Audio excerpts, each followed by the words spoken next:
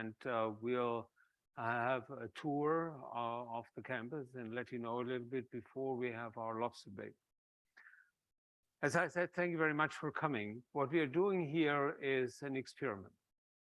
You all know, or some of you know, and Pamela is actually the expert here, that communication between art and science, between art history, history of science, and science.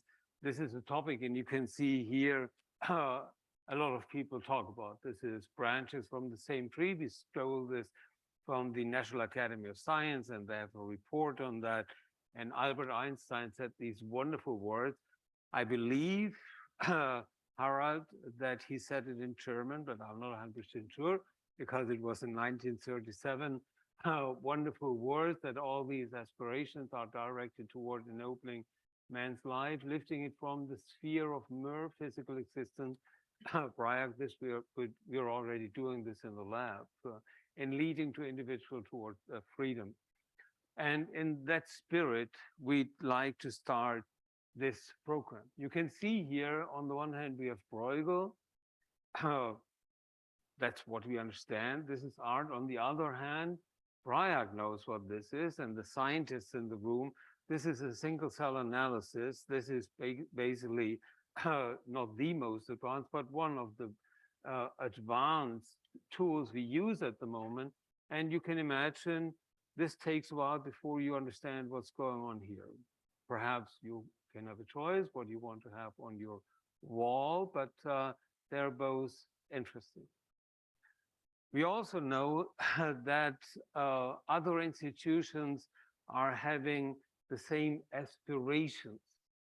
I talked to the director of the Stour Institute this morning, and Alessandro said, oh, we have the same thing, but they have it in a different way. So what we have here today is the first example of research, ongoing research in art history. These are not lectures. They are lectures from the bench, so to speak, from art history. And there are also lectures from the bench from the researchers doing biomedical research. And I think this is unique. We'll see how this goes. We'd like to learn from that. Thank you very much for coming here and being, Pamela just mentioned this, guinea pigs. We are non-mammalian animal models. I mean, the only thing you can be here is either a smiling axolotl or a zebrafish, because we don't have mammalian animal models. But nonetheless, it's an experiment. And I'd like to go very briefly because the computer stole my presentation, which is good because now it will be much shorter.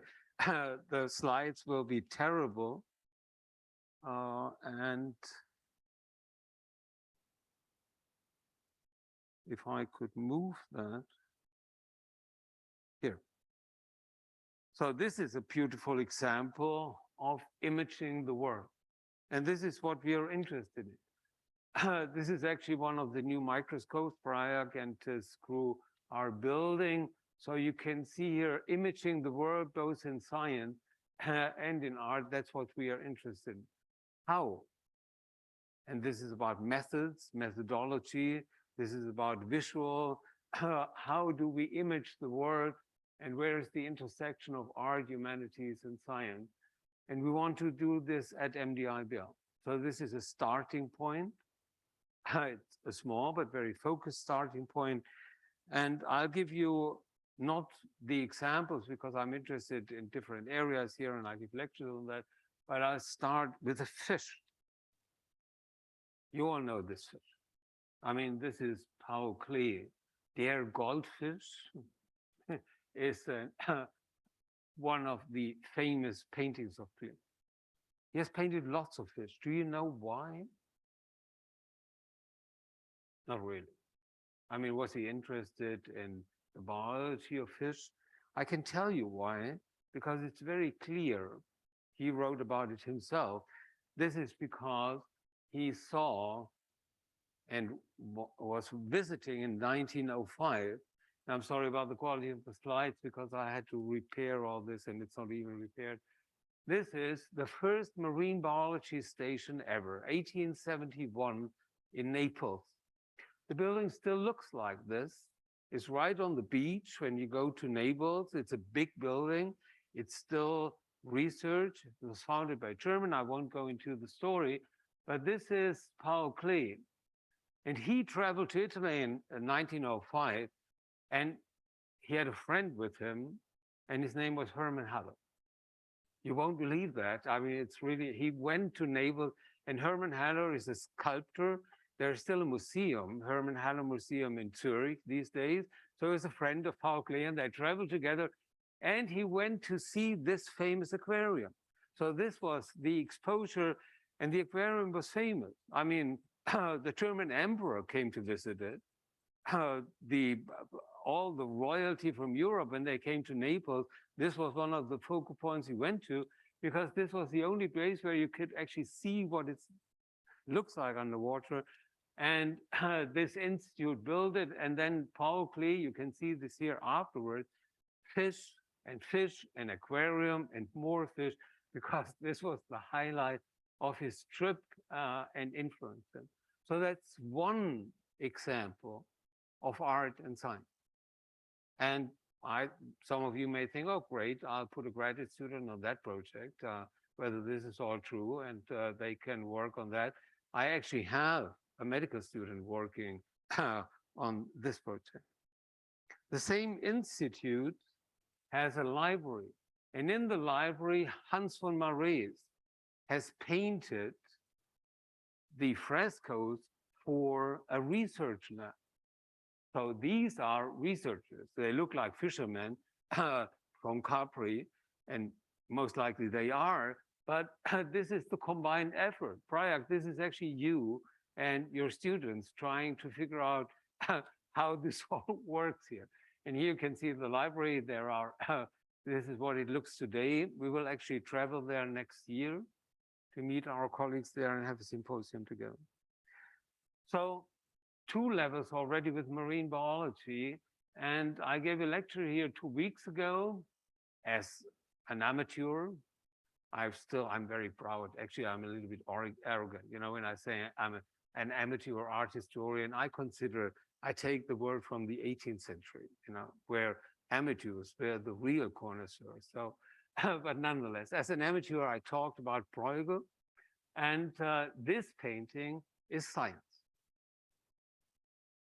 You may not think about this in terms of science, but what he did is he collected all the proverbs which were known at the time and gave an interpretation, a pictorial interpretation of all these proverbs. And it works very nicely together.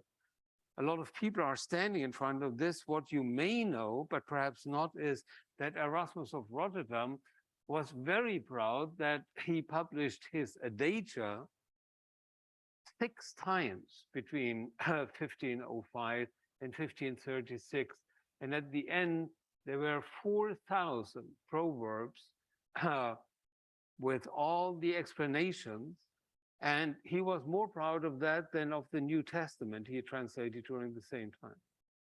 And Bruegel did practically the same thing. And then during the same time, and I talked about this in my lecture, and now you can actually see where this is heading to, because we'll see things like that. Here, we are already talking about metamorphosis. And Joris Hofnagel was a painter, a rich painter at the time, and he was in the same circle as Bruegel. So Bruegel was thinking about proverbs and then made paintings of that.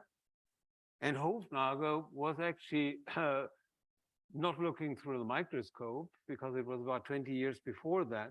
But then all his stuff went actually to the Huygens family, and the Huygens family lived next to the Degaines. And the Degaine son, he painted and looked through the microscope, and I'm missing now the slides, fortunately or unfortunately, of that. But then we are really there. This is where we observe what's going on, and then we make images of this. And this is where we come together. And for us, it's not the more general notion, yes, we are all making images and somehow this is all comparable and somehow we are working together. for the greater good and for human mankind. We all do that. But what I find really interesting to compare the methods, the scientific methods, how do you, the art historian, achieve your goals? How do you make us understand what's going on? And then we have Briag and the other colleagues here, and it will be hard. I mean, we all have to be on our toes in order to ask the right questions after these lectures. And we discussed this before. It's all about asking these questions. It's an experiment. It's not that we will understand everything. And I can tell you, when you're a scientist and you're exposed to an art history talk, you think these guys are from outer space. And I think it's the other way around. So what we are trying to do is really to not bring these things together, but find out what do we have to do it to talk to each other, to communicate, because this is what it's all about. It's about imaging the world, and it's about understanding what we're actually doing. And if MDI-BL can be a place where we have meetings like this, small focus meetings. We don't expect 1,500 people. You can't house 1,500 people, Jerry, don't be afraid. But if we can contribute, I think this is what we want to do. Thank you very much for coming here. Thank you very much, Emily. Where is she? Yeah. Without Emily, without Linda, without Pamela, we would not have been able to do this. The idea started on Hancock, in Hancock County about a year ago, and we have been working on that. Thank you very much for coming. Emily, thank you very much for doing all this.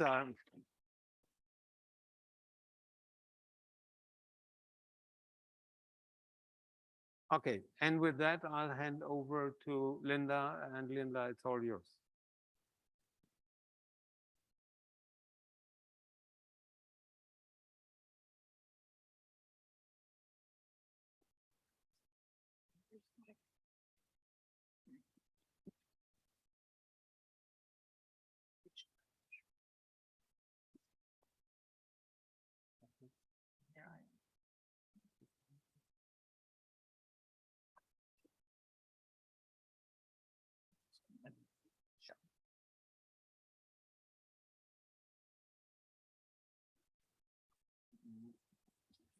Maybe tell me again. The point is here. Got it. Okay, right. Let's see.